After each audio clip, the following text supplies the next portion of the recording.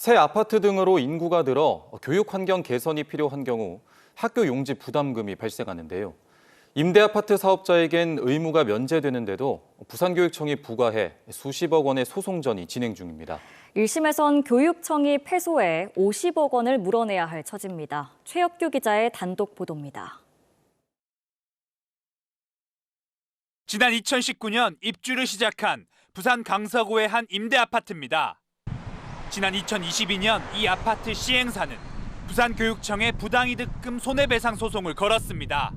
자신들이 학교용지 부담금 명목으로 44억 원을 들여 농명초등학교를 증축했는데 이게 교육청의 부당이득이라는 겁니다. 문제는 시행사가 임대주택 분양사라 학교용지 부담금을 들여 시설물을 증축할 의무가 없다는 점입니다.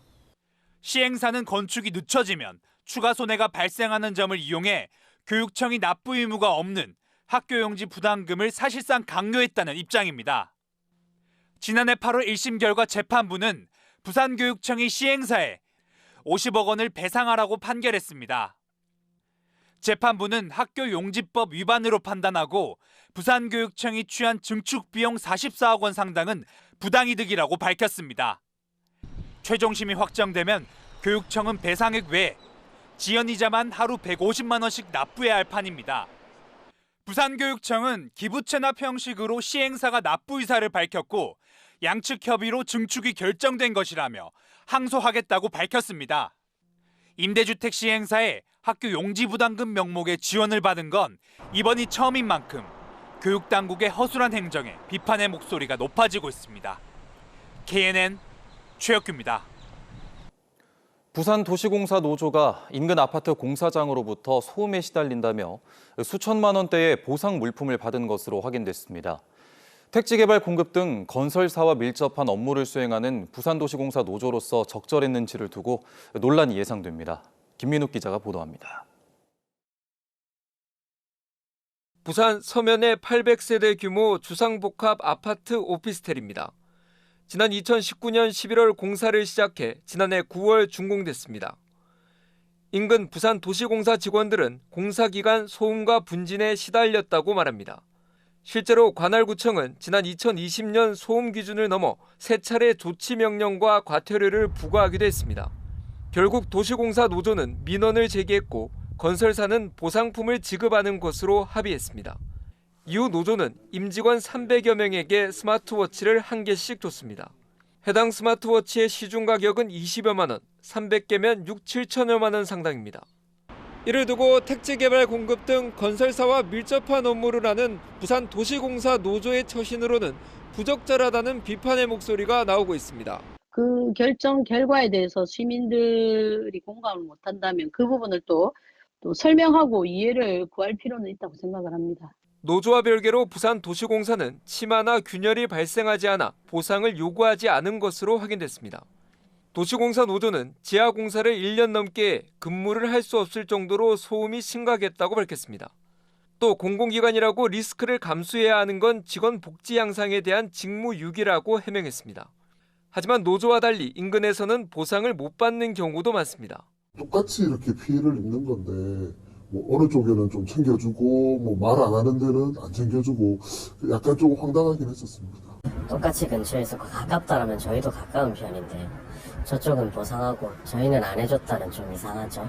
건설사는 도시공사와 갑을 관계에서 의뢰 위치에 있다 보니 합의를 본 것 같다고 설명했습니다. 취재진은 정확한 보상품 금액과 지급 방식에 대해 여러 차례 노조에 질의했지만 답변하지 않았고 회사를 통해 취재에 응하지 않겠다고 밝혔습니다. KNN 김민욱입니다. 평소 사이가 좋지 않던 이웃 상인에게 인분 테러를 하는 일이 발생해 사건이 검찰로까지 넘어갔습니다. 피해를 입은 60대 여성은 충격으로 심한 우울증과 불안에 시달리고 있는데 피해자 보호 조치는 부족한 실정입니다. 하영광 기자가 취재했습니다. 부산 금정구에서 20년째 부동산을 운영 중인 송모 씨는 한 달 전 충격적인 일을 당했습니다. 지금 고객이 똥싸가 내 얼굴에다 붙이는데 빨리 오세요. 뭐라고요? 이런 일을 벌인 이는 같은 상가 건물의 한 업주인 60대 A씨. 아직도 송 씨 사무실 곳곳엔 그날의 흔적이 남아 있습니다. 똥을 갖다가 완전 쳐붓어요. 그러니까 이제 이 안에 꼭 들어가고 가에 그리 막 터져가 있는데, 그래 나는 그게 똥인 줄도 몰랐어요. 모르고. 사건의 발단이 된 건 가게 뒷문과 이어진 화장실. 평소 화장실에서 흡연을 하던 A씨의 담배 연기로 계속 고통받던 송씨가 무심코 화장실 문을 닫은 게 화근이 됐습니다. 자신이 사용하던 화장실 문을 닫았다는 것에 격분한 A씨가 인분을 들고 송씨를 찾아가 폭행한 겁니다. 심한 충격에 빠진 송씨는 글씨도 제대로 쓰지 못하는 등 일상생활에 어려움을 겪고 있습니다. 저 여자를 원망보다 내 자신의 자괴감이 들면서 그 창문 열어놓고 내가 여기서 막 떼내려 죽어볼까. 우리 집이 아파트에 그냥 죽고 싶은 생각이 하루에도 12번도 더 들어요. 인분 관련해서 뭐 어떤 일인지 좀 듣고 A씨는 경찰 조사 뒤 송씨의 부동산을 찾아오기도 했습니다. 송씨는 접근 금지 가처분을 신청하려 했지만 일터의 거리가 채 10m도 되지 않아 사실상 불가능한 실정입니다.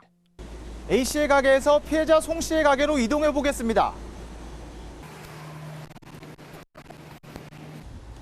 불과 10발자국 정도밖에 되지 않습니다. 피해자와 가까운 곳에서 영업 등 생계활동을 하는 사람에 대하여는 법원의 접근금지 결정을 받기 어려울 수 있어 피해자 보호를 위한 실질적인 대책 수립이 필요해 보입니다. 경찰은 A씨를 상해 혐의로 검찰에 불구속 송치한 가운데 피해자 보호에 대한 제도 개선의 필요성도 커지고 있습니다. KNN 하행광입니다. 해마다 겨울에 많이 잡히는 남해안의 물메기가 올해는 어획량이 뚝 떨어졌습니다. 어민들도 울상이지만 어획량이 줄면서 가격도 크게 올랐습니다. 박명선 기자가 취재했습니다. 경남 수협의 한 위판장입니다. 물메기 주산지인 경남 추도 인근에서 잡은 물메기 몇 마리가 경매를 기다리고 있습니다. 한 척이 잡은 물메기는 고작 10여 마리. 올해 물메기 어획량은 크게 줄었습니다. 메기를 말려가지고 금메기 갱매를 하곤 했는데 지금은 물량이 많이 줄어가지고 지금은 갱매를 하지 않고 생물 갱매만 하고 있습니다. 올 겨울 들어 남해안 어장에서 잡히는 물메기는 눈에 띄게 줄었습니다. 추도 인근 해역에서도 통발이 빈 채로 올라오는 경우가 많습니다. 지난해 1월과 비교하면 올 겨울은 10분의 1 수준. 최근 경남 통영 수협에서 위판된 물메기 양은 절반 이상 줄어든 것으로 나타났습니다. 물메기뿐만 아니라 대구도 많이 줄고 했는데 지금 바다 수온이 높다 보니까 원래 물메기나 대구 같은 경우는 수온이 낮아야 되는데 물메기가 수온이 높다 보니까 생산이 많이 안 돼서 굉장히 힘들어하고 있습니다. 우리나라 해역은 수온이 5, 6년 전부터 연평균 0.2도에서 1도가량 올랐습니다. 수온의 변화가 어종의 이동이나 어획량 감소로 이어지는 것입니다. 수온의 변화로 난류성 어종인 제주 특산물 방어는 이제 동해의 대표 어종으로 바뀌기도 했습니다.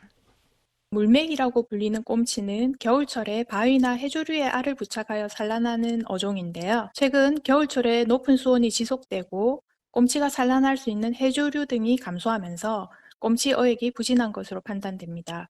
기후 변화 여파로 수온의 변화가 뚜렷해지는 가운데 남해안 어민들의 고민은 계속해서 깊어지고 있습니다. KNN 박명선입니다. 지난해 인사파동을 겪었던 부산국제영화제가 차기 집행부 인선에 속도를 내고 있습니다. 차기 이사장 후보가 한 명으로 압축된 가운데 집행위원장 등에 대한 공모도 다음 주부터 시작됩니다. 이 소식은 김건영 기자가 보도합니다.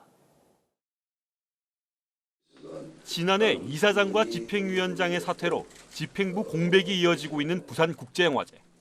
격한 갈등으로 영화제 사무국 조직은 물론 영화계마저도 분열의 후유증이 상당합니다. 그만큼 차기 이사장의 역할이 무거운 터라 물망에 오른 영화계 안팎 인사 상당수가 고사를 한 것으로 알려졌습니다. 어려운 상황이고 전환기이기 때문에 이럴수록 리더십이 대단히 중요하고 반드시 적절한 인사를 물색하고 우리 지역의 모든 각계각층이 나서서 모셔오는 노력을 기울여야 하리라고 봅니다. 5개월간의 부산국제영화제 혁신위 활동이 지난달 끝나면서 곧바로 임원 추천위원회가 가동됐습니다. 외부 인사로 구성된 임추위는 명단조차 공개되지 않은 데다 사무국 관계자도 배석치 못할 정도로 철저한 보안 속에 진행됐습니다. 지난 16일까지 3번의 회의를 가진 임원 추천위원회가 차기 이사장 후보를 단수로 압축한 것으로 KNN 취재 결과 확인됐습니다. 부산국제영화제는 물론 부산이 영화도시로 자리 잡는데도 큰 역할을 한 인물로 전해집니다. 영화계 여러 인사들은 해당 후보가 지역 사정에도 밝은 데다 영화계 안팎 신망도 두터워 영화제 정상화의 적임자라는 반응들을 보였습니다. 이르면 다음 주 초 공식 발표가 예상되는데 차기 이사장은 다음 달 열릴 비프 총회의 동의 절차를 거쳐 임기를 시작하게 됩니다. 이와 함께 과거보다 권한이 강화된 집행위원장을 비롯해 마켓 운영위원장, 이사들에 대한 공모 절차도 다음 주부터 시작됩니다. KNN 김건영입니다. 남해안 관광의 거점 역할을 해야 할 마산 로봇랜드가 테마파크만 있는 반쪽 신세를 면치 못하고 있습니다. 경남도는 호텔과 콘도 등 휴양시설을 짓는 후속 사업을 이달 안에 본격 추진할 계획인데 여전히 험난해 보입니다. 주우진 기자의 보도입니다. 126만 제곱미터 규모로 사업이 추진되고 있는 마산 로봇랜드입니다. 1단계 사업인 놀이공원과 컨벤션 센터 등은 들어섰지만 전체 부지의 30%인 2단계 부지는 텅 비어 있습니다. 1단계 사업에 참여한 민간 사업자가 민간 자본으로 호텔과 콘도 등 휴양시설을 지을 계획이었지만 무산됐습니다. 경남도 등 지자체와의 갈등 끝에 지난 2019년 사업을 취소한 겁니다. 새 민간 사업자를 찾기 위한 노력은 성과가 없었습니다. 사람이 올 수 있는 근거를 마련하기 위해서는 2단계 사업이 꼭 활성화돼야 된다고 합니다. 조건을 좀 완화해서라도 우리가 좋은 분을 찾아서 이 사업이 완성될 수 있도록 하는 데 같이 협조를 해야 될 것 같습니다. 경남도는 이달 중 2단계 사업자 모집 공고를 낼 계획입니다. 2단계 사업자에게 테마파크 운영권을 주고 사업 참여를 유도할 방침입니다. 테마파크에 대한 운영권 가치 분석을 통해서 입장객이 60만 이상이 되면은 경영 정상화를 이룰 수 있다는 결론을 얻었습니다. 사업자에게 충분한 설명을 통해 유치에 힘쓰도록 노력하겠습니다. 하지만 여전히 적자인 테마파크에 대한 관심이 어느 정도일지는 의문입니다. 부지를 나누어 사업자를 모집하거나 PF 대출을 위한 착공전 준공 허가를 내주는 방안도 실현 가능성은 떨어집니다. 마산 로봇랜드 2단계 사업 추진이 계속 늦어지는 가운데 재공모에서 새로운 사업자가 등장할지 관심이 모아지고 있습니다. KNN 주우진입니다. 지난 14일 부산 사상구 엄광산에서 포획된 멧돼지가 아프리카 돼지열병에 감염된 것으로 확인됐습니다. 부산에서 감염 사례가 나온 건 지난해 12월 21일 부산 금정구에서 포획된 야생 멧돼지에 이어 이번이 두 번째입니다. 환경부는 바이러스 확산 가능성을 고려해 발생 지점에 대한 소독 조치를 시행하고 전파 원인에 대한 추가적인 역학 조사도 실시할 예정입니다. 서부산을 잇는 핵심 교통망인 대저대교 건설 사업이 환경 영향 평가를 통과했습니다. 부산시는 지난 17일 강서구 식만동과 사상공단을 잇는 대저대교의 환경 영향 평가에 대해 낙동강유역환경청으로부터 통과 회신을 받았다고 밝히고 빠르면 오는 6월 착공에 들어갈 계획입니다. 이로써 2010년 예타 통과 이후 철새 도래지 훼손 논란으로 제자리 걸음만 해오던 대저대교 건설에 속도가 붙을 전망입니다. 지난해 경남의 수출액은 420억 달러로 2022년보다 15% 증가해 전국 17개 시도 가운데 수출 증가율이 가장 높은 것으로 나타났습니다. 선박과 자동차, 방산 등 경남의 주력 산업이 수출 증가를 이끈 것으로 나타났으며 특히 컨테이너선 등 고부가가치 선박 인도가 이어지며 선박 부분에서만 88억 8천만 달러 규모를 수출한 것으로 집계됐습니다. 진보당 강성희 의원이 윤석열 대통령 참석 행사에서 강제로 퇴장당한 것과 관련해 진보당 경남도당이 대통령의 사과와 경호처장 파면을 요구했습니다. 진보당 경남도당은 국회의원이 고언을 했다는 이유로 폭력적으로 제압을 당한 초유의 사태가 벌어졌다며 입법부에 대한 중대한 모독이라고 주장했습니다. 더불어민주당 부산시당도 논평을 내고 국회의원의 입을 막은 것은 국민의 입을 막은 것이나 마찬가지라고 비판했습니다. 경남 사회복지 공동모금회가 설 명절을 앞두고 도민 성금으로 마련한 5억 원을 경남도에 기탁했습니다. 경남도는 18개 시군의 어려운 이웃 10,000가구에 5만 원씩 위문금을 전달할 계획입니다. 또 박완수 지사 등 경남도 간부 공무원 11명도 1,100만 원을 사회복지 공동모금회에 기부하고 나눔 리더에 가입했습니다. 부산시와 산하기관 직원 2,200여 명은 급여에서 10,000원이나 1,000원 미만의 자투리 돈을 모아 마련한 3,800만 원의 성금을 청소년 자립단체에 후원금으로 전달했습니다. 이 성금은 다음 달 아동복지시설을 나오는 청소년 76명에게 전달될 예정입니다.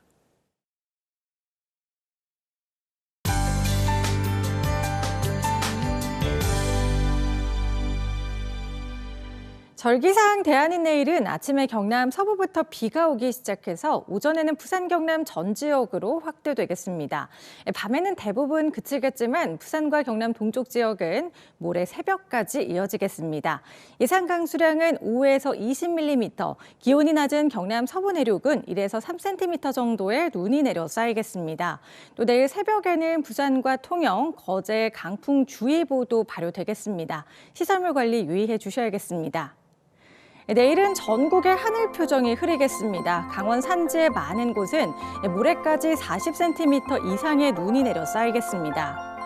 내일도 큰 추위는 없겠습니다. 내륙도 아침 기온 영상권으로 출발하겠고요. 한낮 기온은 오늘과 비슷하겠습니다. 낮 최고 창원은 8도, 밀양과 거제는 9도 예상됩니다. 부산은 아침 기온 8도로 출발해서 낮 최고 10도로 아침과 낮 기온이 비슷하겠고요. 종일 평년 기온을 웃돌겠습니다. 바다의 물결은 풍랑주의보가 발효된 가운데 매우 높게 일겠습니다. 또 당분간은 너울성 파도에도 유의해 주셔야겠습니다. 일요일 새벽에 비가 그치면 당분간은 맑은 날씨가 이어지겠습니다. 다만 비구름 뒤로 찬 공기가 내려오면서 다음 주 초반에는 영하권의 강추위가 찾아오겠습니다. 내셨습니다.